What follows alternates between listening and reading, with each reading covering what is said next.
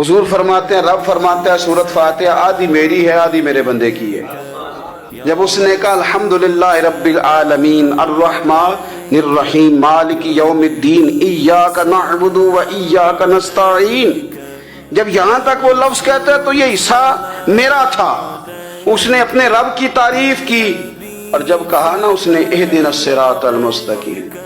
اب بندے نے التجائیں شروع کر دی۔ اس نے کہا کہ مالک بھی تو ہے، رحمان بھی تو ہے، رحیم بھی